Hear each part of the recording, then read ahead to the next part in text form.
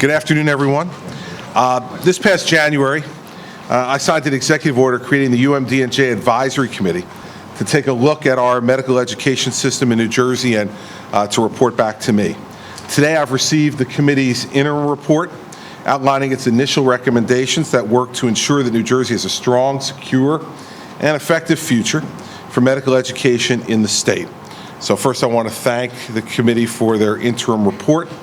I accept and support the recommendations that have been forwarded to me today. I look forward to the advisory committee completing work on its final report before the end of the year so that we can work together, along with individuals across the medical education community, to see that we're putting in place the changes needed to strengthen our system of medical education in central New Jersey for the future. I want to thank Dr. Barr, all the members of the committee for their ongoing hard work and dedication in taking an in-depth and complete look at the landscape of public medical education in New Jersey. I want to thank Higher Education Commissioner Hendricks for her role that she's playing and continues to play in helping to advise and guide me in higher education issues.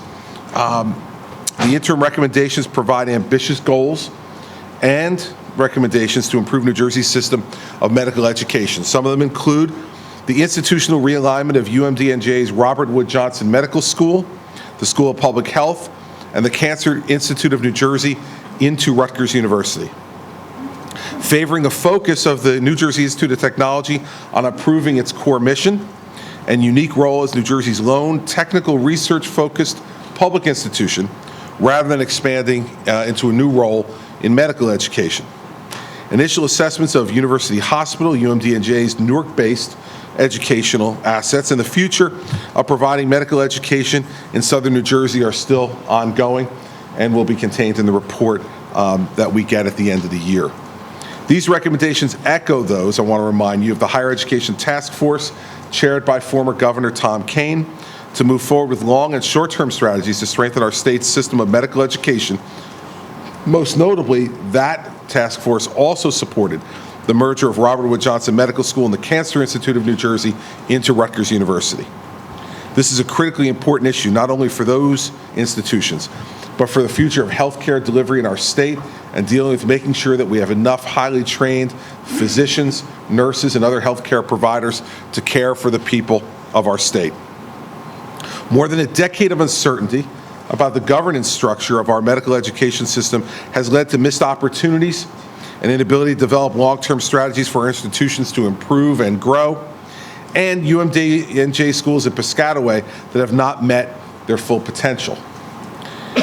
By beginning the process of merging these institutions, we can provide that certainty that was lacking and really place public medical education in the state on a path to real sustained excellence.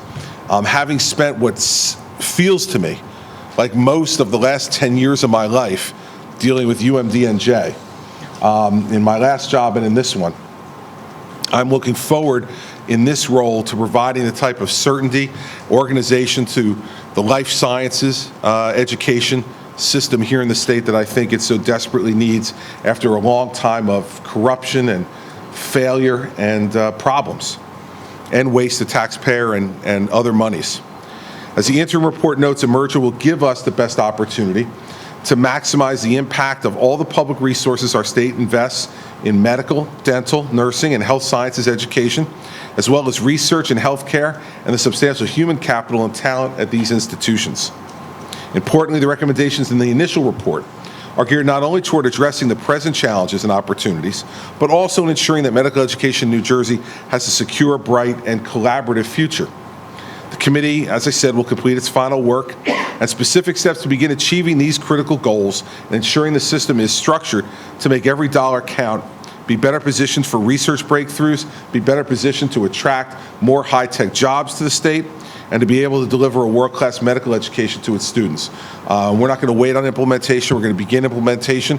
I appreciate Dr. Barr and the committee being willing to come forward with an interim report as they began to reach conclusions so that we can begin on implementation as soon as possible. That's my intention, and that's what we will do.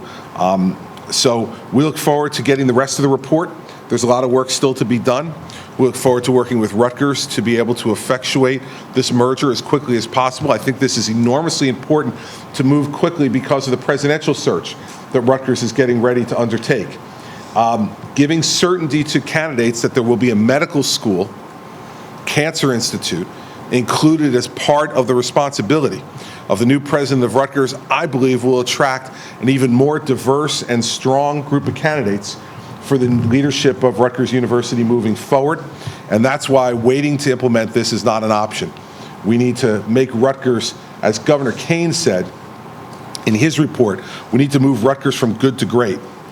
And the first way to do that is to get a great leader there, to be able to take over from President McCormick and move in a new direction. One of the ways to be able to attract that person will be to make sure that all the assets that Rutgers will have, they have as soon as possible. And so we'll be moving forward with implementation as quickly as we can. Once again, I want to thank Dr. Barra for his leadership in this regard. And I want to thank Rochelle for her continued work as well, not just in this area, but in all the areas of higher education, which she advises me on a regular basis.